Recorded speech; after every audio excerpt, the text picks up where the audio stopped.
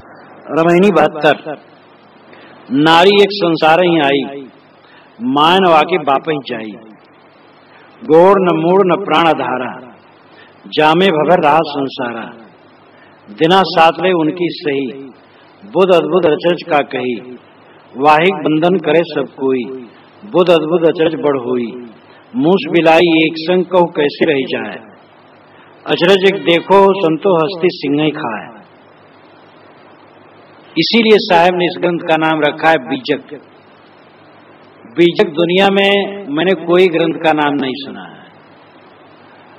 कबीर साहब के बीजक बनने के बाद बीजक ग्रंथ का नाम दरिया साहब ने भी रखा और कोई रखा। बीजक का मतलब ही है गुप्त धन बताने वाला सांकेतिक शब्दों की लिस्ट।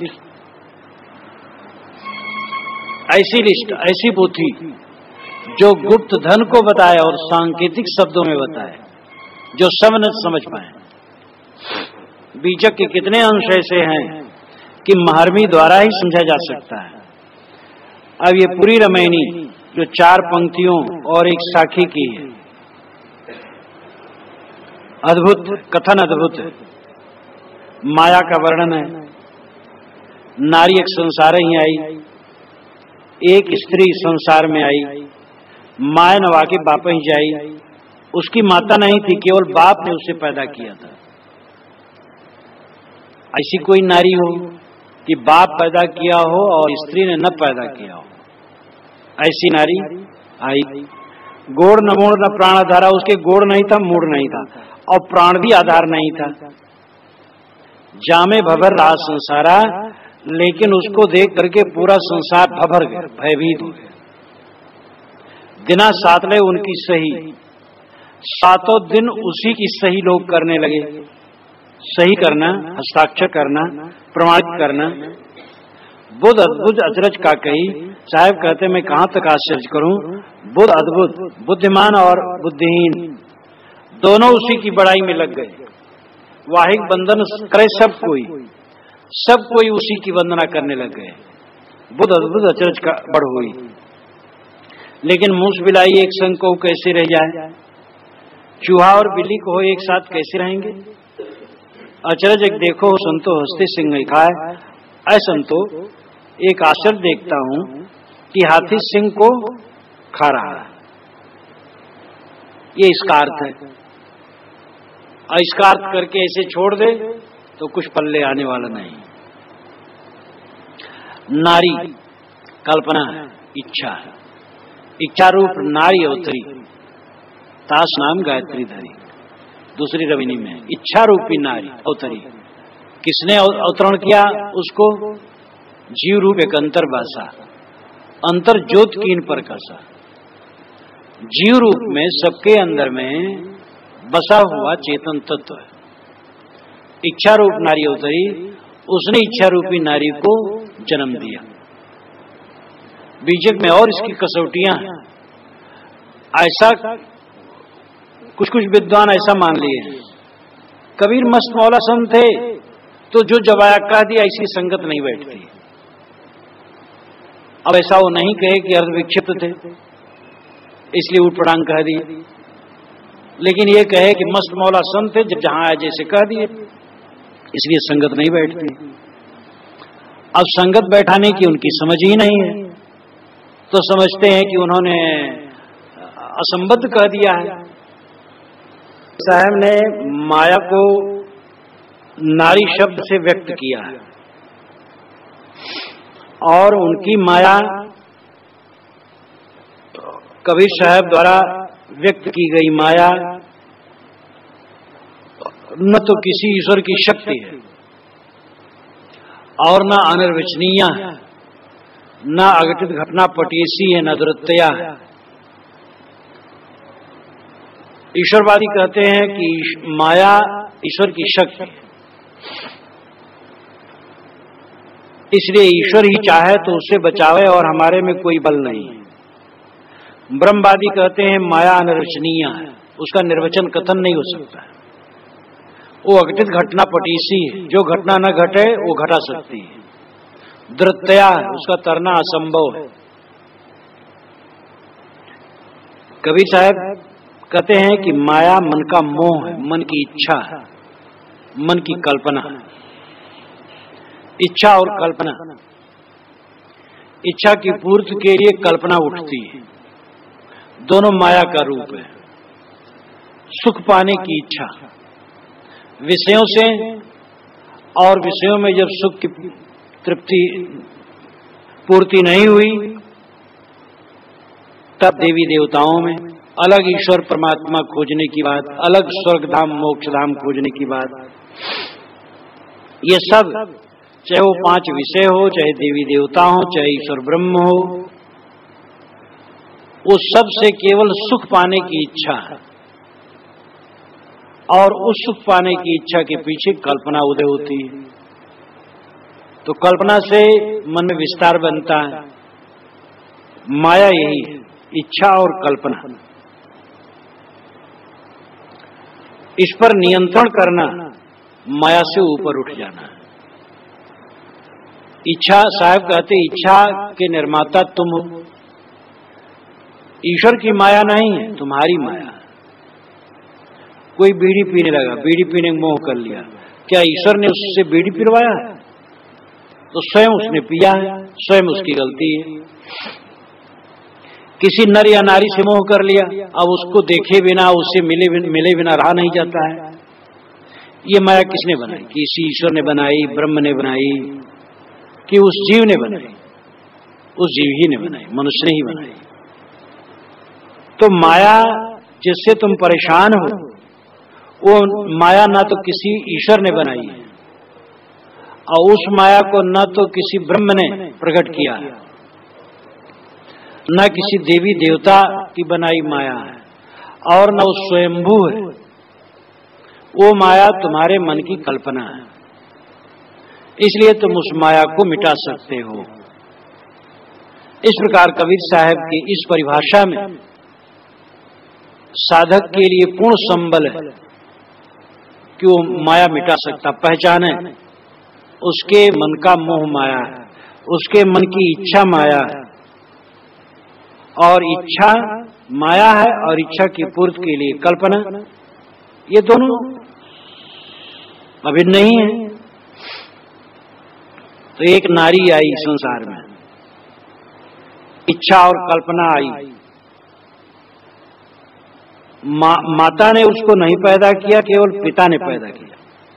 पिता जीव है, जीव ने इच्छा को, कल्पना को पैदा किया। अगर हम इच्छा न करें, कल्पना न करें, बस यही समाधि है। इच्छा कल्पना का त्याग समाधि है। इच्छा कल्पना का त्याग स्वरूप को प्राप्त करना है, माया से तर जाना है।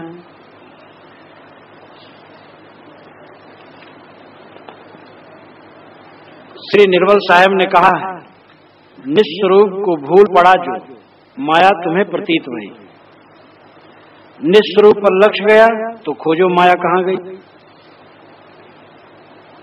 अपने स्वरूप को भूल गए, इच्छा और कल्पना में उलझ गए, बस माया आ गई सामने। निस्वरूप पर लक्ष्य गया, इच्छा और कल्पना खो गई, बस माया खत्म। बड़ी सरल समझ है ये, बहुत सरलता से इसका बोध प्राप्त किया जा सकता है। अब रहने में समय लगेगा, रहनी में रहना चाहिए। इंद्रिय और मन की लोलुपता का त्याग हुए बिना यह दशा नहीं आती। तो इस इच्छा रूपी नारी, कल्पना रूपी नारी, माया रूपी नारी का जन्मदाता जीव पिता है, कोई माता नहीं है। गोड़ न मूड़ न प्राण आधारा, न इसके गोड़ है, न मूड़ है, न प्राण है, कोई आधार नहीं। मतलब है ये स्वतंत्र सत्ता युक्त कुछ नहीं, अपने आप में ये कोई द्रव्य नहीं। जैसे मिट्टी ले आओ, आग ले आओ, हवा ले आओ, पानी ले आओ, वैसे कोई माया नहीं है कि उसको ले आओ। माया तो मन का मोह है। जामे भभर रहा संसारा, जिसमें सारा संसार भभर गया, भयभीत हो गया, वो निराधार है। थोड़ी बातों में हम व्याकुल होते हैं, मन का प्रतिकूल हो जाए हम परेशान हो जाते हैं। थोड़ी वस्तुएं छूट गई अनुकूल, प्राणी भी छूट गया या और कुछ हो गया, हम भयभीत हो जाते हैं। ये क्या है? मन का राग है। नए नए पदार्थों और प्राणियों से हम परिचय प्राप्त करते हैं। परिचय करके मोह करते हैं या वैर करते हैं, और उसी के उद्वेग में उद्वेगित होते रहते हैं। ये क्या है? यही मन की कल्पना है, इच्छा है, वासना है, और इसी में हम भयभीत हैं, इसी में व्याकुल है। केवल मन के चक्कर में सारा भ्रम और भय है और कुछ नहीं। जामे भवर रहा संसारा, ये बहुत महत्वपूर्ण वचन, जिसमें तुम भयभीत हो जाते हो, पीड़ित हो जाते हो, उद्वेगित हो जाते हो, वो अंततः कुछ नहीं। हम विचार करें, हमारे मन का जितना विषय होता है सब क्षणिक होता है। जिन बातों को लेकर के रात दिन हम सोचते हो क्या है? क्षणिक बात। मिलना, बिछुड़ना, खाना, पीना, लेना, देना, जो कुछ भी क्षणिक है वही मन सोचता रहता है। इन क्षणिक बातों को छोड़ देना, अपने आप में स्थिर होना है। वैराग की वृद्धि मन में जितनी होगी, क्षणिक पदार्थों के प्रति अनुराग घटेगा, तो हर शोक बेकार लगेगा, हानि लाभ बेकार लगेंगे।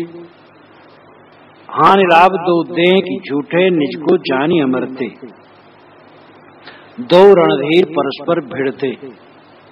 वैराग्यत्व के अंतिम शब्द में सदगुरु ने वो लंबे में कहा, विवेक और मोह ये दोनों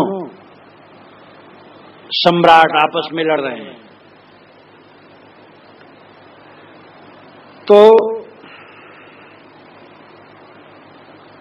हानि और लाभ जो देह के हैं वो झूठे हैं। अपनी अमरता का बोध, अपनी निरंतरता का बोध हो। जब से हम जन्म लिए और होश में आए, तब से जितनी घटनाएं घटी कितनी क्षणिक थी। कहां कहां हम पीड़ित हुए, कहां कहां हर्षित हुए, उनका क्या मूल्य रहा। आज से 20 वर्ष, 30 वर्ष, 40 वर्ष, 50 वर्ष पूर्व, 55 वर्ष पूर्व की घटनाएं जो हमें आंदोलित करती थी, उनका मूल्य आज कहां रहा? कुछ भी नहीं रहा। आज भी जो सामने आती घटनाएं, उनका भी मूल्य कुछ नहीं रह जाएगा। तो जितना हमारा मन सोचता है, वो क्षण चीजों को सोचता है और उसी में समय बर्बाद करता है। इसीलिए सोचना बंद करना, और जो निरंतर है, इन क्षणिकाओं के आर पार है। मैं 10 वर्ष पूर्व था, 20 वर्ष पूर्व था, 50 वर्ष पूर्व था, इसी प्रकार मैं सदा सदा से था और सदा रहूंगा। अपने अमृतत्व का बोध हमें होना चाहिए और क्षणिक चीजों में उलझना नहीं चाहिए। साहब कहते, जामे भगर रहा संसारा, जिस इच्छा, वासना, कल्पना, मन की भावना, मन की मान्यता, मन के आयाम, मन के घेरे में पड़ करके जीव भयभीत है, उसके न गोड़ है, न मूरा है, न प्राण है। जिन कल्पनाओं में तुम पीड़ित होते हो, उन कल्पनाओं का कोई स्वतः स्वरूप नहीं। जिस हानि को हानि मान करके तुम व्याकुल हुए, दूसरे दिन उस पर हंसी आती है। कई बार आदमी आंदोलित होता है, तब पीछे वो अपने आप पर ही हंसता है। इन बातों को लेकर के मैं आंदोलित हो गया था, बेकार की बात, तुच्छ बातें।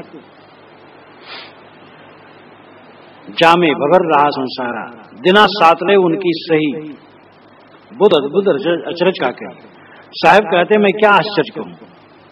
बुद्धिमान और निर्बुद्धि, बुद्ध नाम बुद्धिमान, अद्भुत बुद्धिहीन, रात दिन उसी की सही कर रहे हैं। मन मान्यताओं पर ही हस्ताक्षर कर रहे हैं, मन मान्यताओं को ही मजबूत कर रहे हैं। जो मन की कल्पना है उसी को सही मान रहे हैं। राग द्वेष क्या है? ये लड़ाई झगड़े से चलते हैं, राग द्वेष चलते हैं, क्या है? ये मन की माया को सत्य करना है। उसने ऐसा कहा, वो मेरा दुश्मन हो गया, अब गांठ बांध लिए। 4 वर्ष 10 वर्ष के बाद भी गांठ बांधे हैं। एक ने तो कहा कि उनके दरवाजे पर मैं जाऊं तो मानो ये करूं, बड़ा घटिया शब्द कहा, तो जीवन भर उसके दरवाजे पर नहीं गया। जब उसने कहा, वो 50 वर्ष तक जिया और गांव का बड़ा आदमी था, और दूसरे बड़े आदमी के लिए कहा था, और वो बात खत्म हो गई थी। पीछे जब कोई पंचायत हो और उनके दरवाजे पर हो तो कहे वहां तो मैं जा नहीं सकता, मैं तो शपथ ले लिया हूं, दूसरी जगह हो तो जा सकता हूं। जीवन बीत गया, उनके दरवाजे पर नहीं गए, इतना मजबूत। तो ये सब मूर्खता ही मूर्खता है। भूल हो जाए छोड़ दे, भूल का तो शरीर है, भूल चूक हो जाना कोई बड़ी बात नहीं।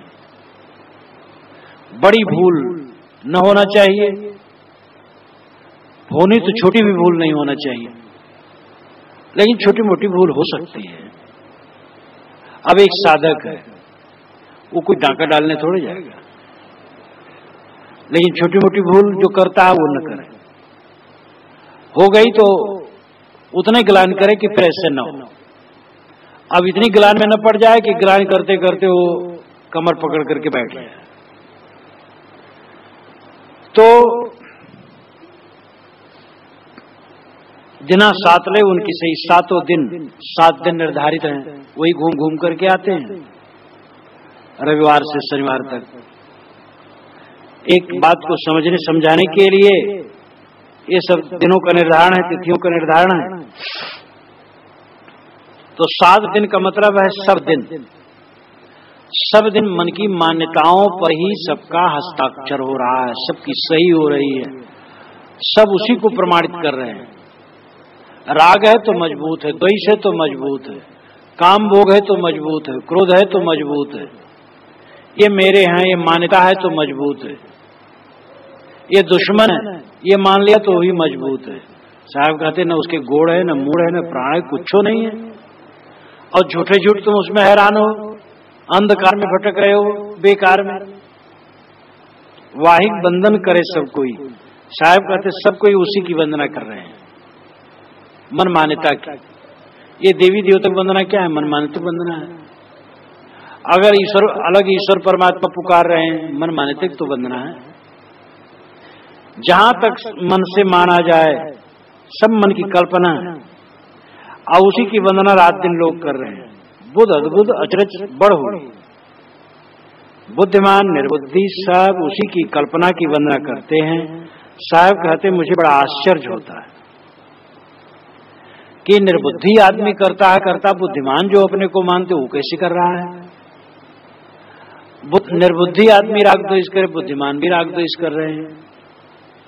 निर्बुद्धि आदमी देवी देवताओं के पीछे पड़ा रहा है, बुद्धिमान भी पड़े हैं।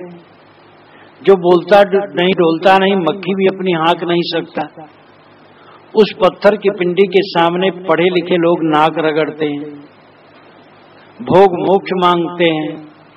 ये कितना बड़ा दुर्भाग्य है। ये मुझे आश्चर्य होता है कि बुद्धिमान और निर्बुद्धि दोनों एक घाट पर है। मूस बिलाई एक संग को कैसे रह जाए, चूहा और बिल्ली एक साथ को कैसे रह जाएंगे। कितना बढ़िया उदाहरण है। माया और जीव एक साथ अगर रहेंगे तो जीव का कल्याण कहां। अगर तुम मन की कल्पनाओं को न जीतोगे तो तुम्हारा उद्धार कहां। तुम्हारे घट में तुम्हारा दुश्मन है, तुम्हारे घट में तुम्हारा मित्र है। घट के अंदर में जो कल्पनाएं हैं, इच्छाएं हैं, वासनाएं हैं, उनको जीतने का प्रयास करो। कल्पनाओं में डूबो ना, इच्छाओं में डूबो ना, उनको शत्रुनी समझो, उनको जीतो। कल्याण की इच्छा अच्छी बात है, सत्संग की इच्छा, सेवा की इच्छा, भक्ति की इच्छा अच्छी बात है। यहां इच्छा का मतलब है भोगों की, बाहरी पदार्थों से सुख पाने की इच्छा, भोगों से सुख पाने की इच्छा, लोकांतर में सुख पाने की इच्छा। अलग कोई ईश्वर परमात्मा होगा, वह मिलेगा तो सुख मिलेगा, यह कल्पना ये तुम्हें भटकाती है। मूस और बिल्ली एक साथ नहीं रह सकते। अगर चूहा अपना कल्याण चाहे तो बिल्ली से दूर रहे, अगर जीव अपना कल्याण चाहे तो माया से दूर रहे। यहाँ साहब सावधान करते साधकों को ज्ञान का घमंड न करना। एक तथाकथित ज्ञानी कहें कि मेरे पेट पर युवती स्त्री लेटी रहे तो भी मुझे काम विकार न होगा। तब संतों ने कहा तुम्हारा पतन हुए बिना नहीं रह सकता। तो उनका इतना घोर पतन हुआ कि वे दीन दुनिया के नहीं रह गए। जीव वासना के वश है, शायद सावधान करते हैं। तुम्हारी जो अनाज काल से वासना सिक्त चित्त वृत्ति, उसको देखते हुए तो तुम चूहा और माया बिल्ली, उससे दूर रहा करो नहीं दबोच खाएगी। लेकिन फिर शायद साहस देते हैं। अचरज देखो संतो हस्ती सिंह नहीं खाए, ऐ संतो एक आश्चर्य देखता हूं कि हाथी सिंह को खा रहा है। सिंह हाथी को मार देता है, लेकिन हाथी ही सिंह को खा रहा है। हाथी मन है, सिंह जीव है। मन जीव को भटका रहा है। साहब सावधान करते हैं, जगाते हैं, तुम निपट चूहा नहीं हो, सिंह हो। चूहा तो तुम बन गए, स्वभाव से तुम बलवान हो, और तुम मन को मारो, मन को वश में करो, माया को जीतो। इन दोनों पंक्तियों में दोनों बातें। जीव अनाद काल से संस्कारों की व्यवस्था में जो उलझा है, उसको दृष्टिगत रखते हुए सद्गुरु सावधान करते हैं साधक को कि माया से दूर रहना। जहां जहां मन भटक जाए वहां वहां से सावधान रहना। पुरुष साधक को स्त्री से दूर, स्त्री साधिका को पुरुषों से दूर। जहां अपना मन भटके साधुओं को जन्म स्थान से दूर। भले तुम्हारा विवाह न हुआ हो और घर में माते पिता हो, लेकिन जहां पर शरीर जन्मा पला पोसा है वहां का मोह ऐसा है कि कुछ दिन रहने लगो तो वहां का हान लाभ सताने लगेगा। इसलिए जन्म स्थान से दूर वो मोह माया का कारण बनेगा वैरागवान के लिए। जिस जिस देश परिस्थिति में भटक जाने का ज्यादा चांस हो वहां से सावधान। शुद्ध भूमिका की जरूरत है। जहां ज्ञान वैराग की झनकार है ऐसी संगत में रहो। बोध वैराग की रहनी के घेरे में रहो, तब तुम्हारा कल्याण होगा। मूस बिलाई एक संग को कैसे रह जाए। एक बहुत बड़े तथाकथित निर्लिप्तवादी संत की चर्चा हो रही थी कि अंतरंग में उनकी स्त्रियां रहती हैं और बहुत बड़े ज्ञानी हैं। एक पत्नी बैठे थे, दंपति विद्वान थे दोनों। मैंने कहा मूस बिलाई एक संग को कैसे रह जाए। दोनों जोर से हंस पड़े, टीका नहीं करना पड़ा। वो जब लोगों ने कहा कि वो बहुत बड़े ज्ञानी हैं और उनके अंतरंग में युवती स्त्रियां रहती हैं, तो मैंने कहा मूस बिलाई एक संग को कैसे रह जाए। और दोनों हंस पड़े, एकदम हंस के बिल्कुल वो भाव विवल हो गए। कहे महाराज इसकी तो टीका करने की जरूरत नहीं और इतना काफी है। मूस बिलाई एक संग को कैसे रह जाए। चूहा बिल्ली एक साथ कैसे रहेंगे। चूहा की तो मौत है। जो विरोधी आलम्बन में रहेगा उसका विनाश निश्चित है। लेकिन साहब कहते तुम सिंह हो, तुम तो अज्ञान बच्चूहा बन गए हो, सिंह हो, और तुम मन हस्ती को मार सकते हो, मन को जीतो। ये पूरी पंक्तियां रूप में, प्रतीक में और काव्य गुण से भरा है पूरा सिलसिला, पूरा क्रम। सद्गुरु कहते हैं कि एक नारी आई जिसने जीव को, संसार के जीवों को भयभीत कर दिया। सब जीव उसमें भयभीत हो गए। बुद्धिमान निर्बुद्धि सब उसके पांव पड़ने लगे। और उसके गोड़ मोड़ कुछ नहीं है, मन की कल्पना मात्र है। इसलिए जागो, जीतो मन को। इच्छा नारी है, बाहर से सुख पाने की इच्छा नारी, और उसकी पुष्टि में कल्पना है। तो ये इच्छा और कल्पना ये माया है, नारी के रूपक में यही है, और ये तुम्हारी जन्माई है।